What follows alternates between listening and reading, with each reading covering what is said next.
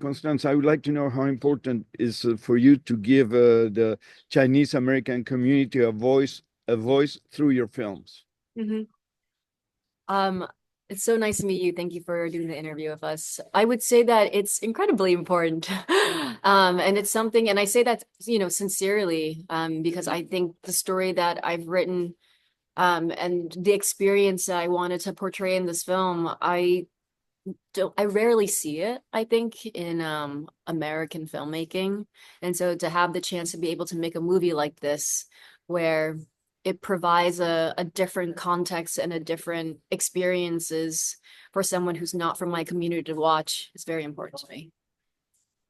Could you introduce the actors next to you? Of course, this is Keshi. She plays Amy in the film.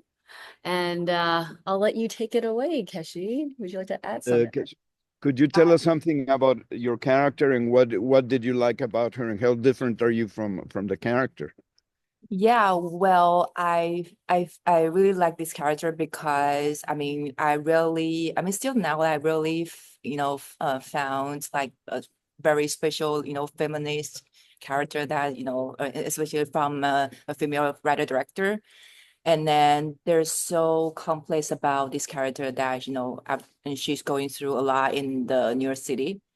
Yeah, well, but then I didn't know much about the character until I really, landed in New York City and then tried to, take classes from my masseuse and then do many homework in New York City. And then that's how I gradually found how to play her.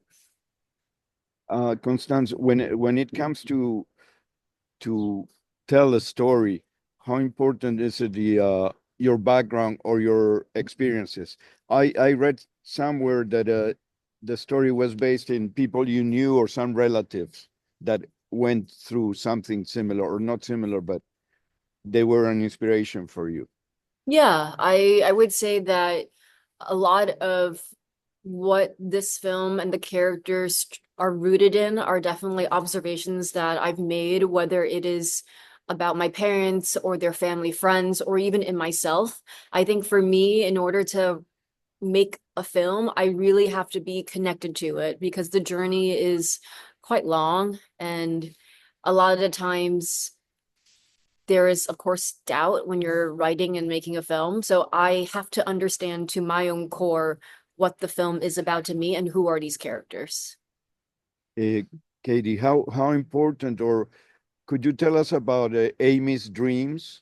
I know she has a dream, she's working really hard, but the future is she's living to change her life in a way, or she's living the American dream, but I don't know if it exists anymore.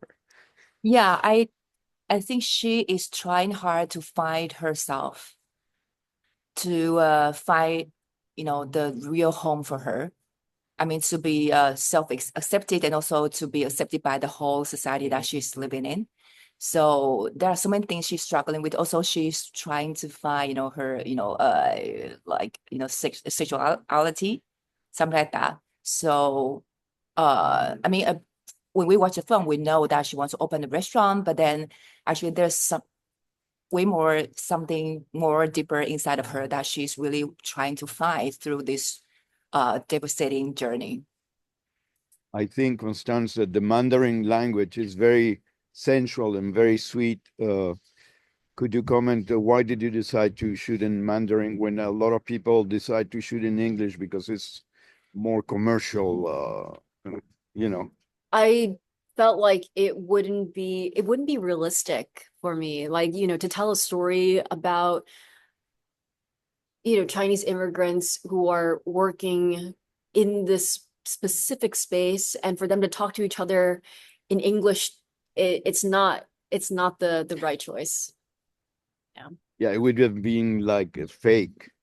Yeah, exactly. Plus Mandarin is, can you talk about the rhythm? Mandarin, I think, becomes a character too because it's a very calm and sweet language, I think. Yeah. Yeah, Yeah. I love that. It's calm and sweet and elegant, and then a lot of things. How to say that we hit some of the feelings inside, but then express less. So there are a lot of things we try to hide inside. Yeah. Constance, how important was it for you to be at the Cannes Film Festival? It was a dream come true. I would say that, for us to be at Cannes felt like it was so celebratory because this film was really made for very little money and it was made so quickly and with so much love from our actors, from our producers, from our entire crew that it just felt such like a celebratory moment for all of us. So extremely happy. How important was for you the photography to tell the story? The photography is there are a lot of close-ups, so in a way, I think that the DP helps you to get into the souls of these people, these Yeah. women working for a dream. Yeah, absolutely. I mean, I was lucky enough to have worked with my cinematographer before this film, so we had a good understanding of what I liked, how I wanted to work, and the process of, I think, visualizing the script.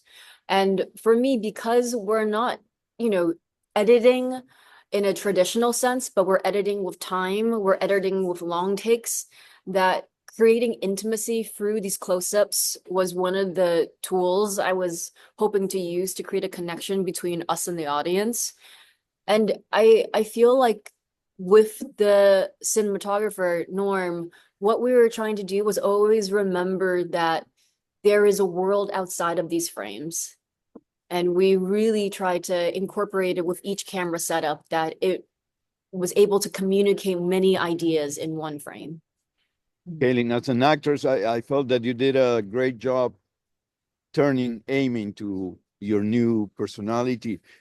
What do you think the impact of your performance will be, and how do you see your future as Uh, an actress? Because of this film.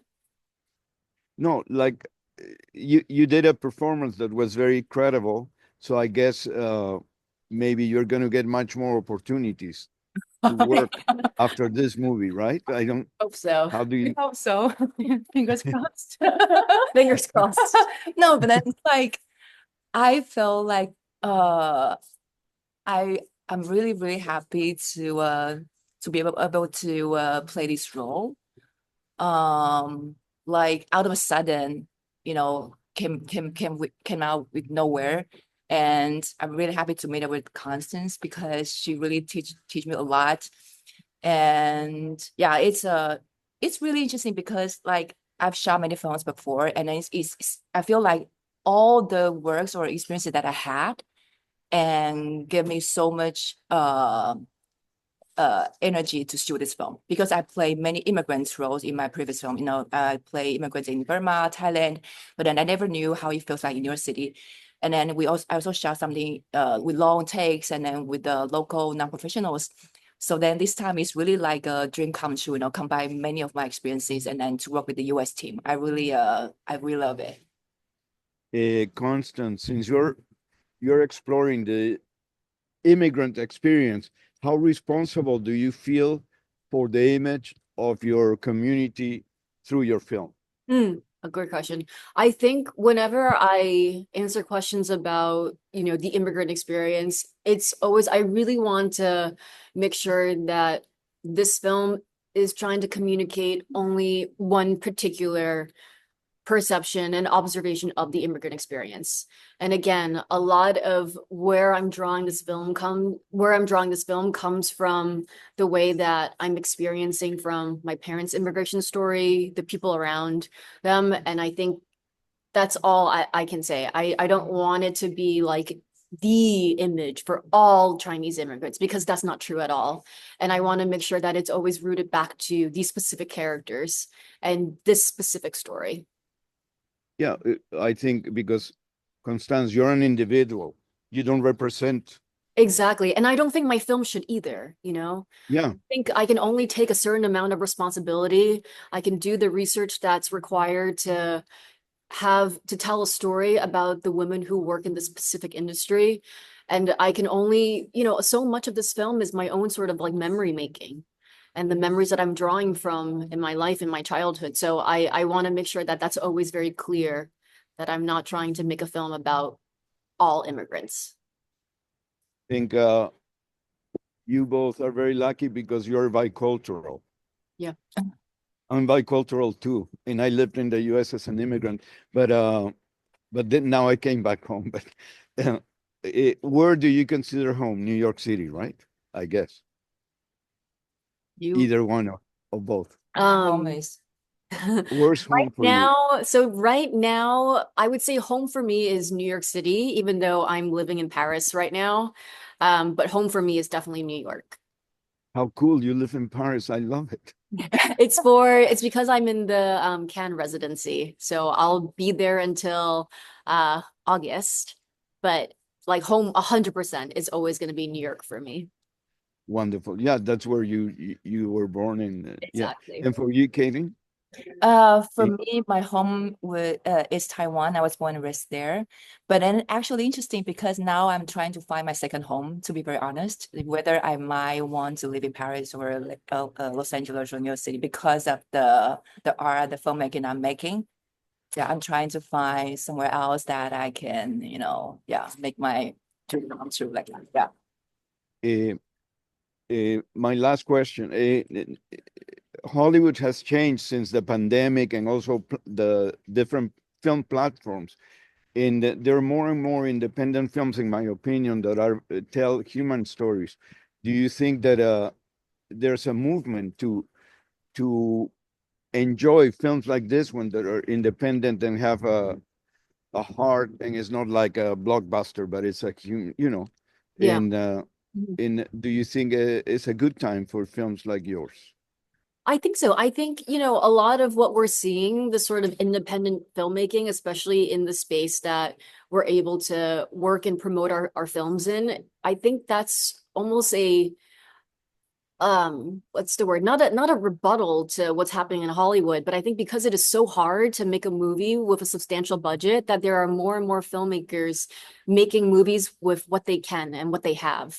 Mm. So I think it's going to be hopefully an exciting time in cinema for films like ours and films that you're talking about to exist and to thrive.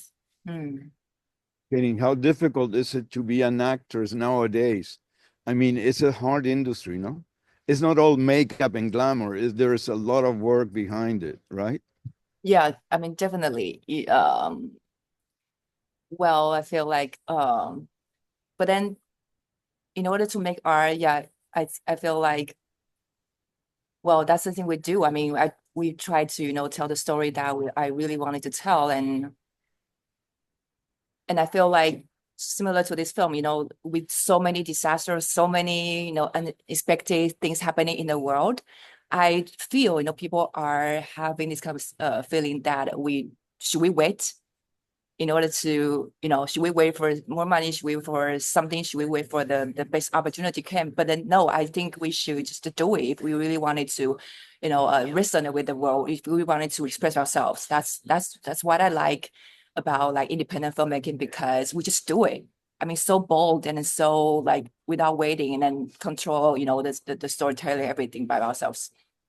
Yeah, I think you're right. I think we should just jump into the opportunities. Yeah, like There's never going to be a perfect moment, right? Could yeah, you? just like Amy, if she doesn't encounter this is trauma, is tragedy, was she able to have this courage to move on to open a restaurant? No. So sometimes, we need to, yeah, make a move. So, Constance, yeah, the last one now. Do you think you have a special sensibility towards the sense of loss? Because the film deal with loss, no? And could you explain the concept of loss in a movie and the sadness that the characters go through at certain point? Um, I don't know if I have a special sensibility, but I think I understand it. I think I understand this emotion well, and I think that's how to communicate and how to depict loss is a feeling. I don't know how to explain it, but it's just a feeling. I don't know, Gui. I feel like it's a it's a driving force to why I wanted to tell this film in the first place. That what keeps you going as a filmmaker, right? As a creative person. Yeah, I think whenever you're embarking on making a film, it's always something that, for me at least, is something that I'm trying to solve.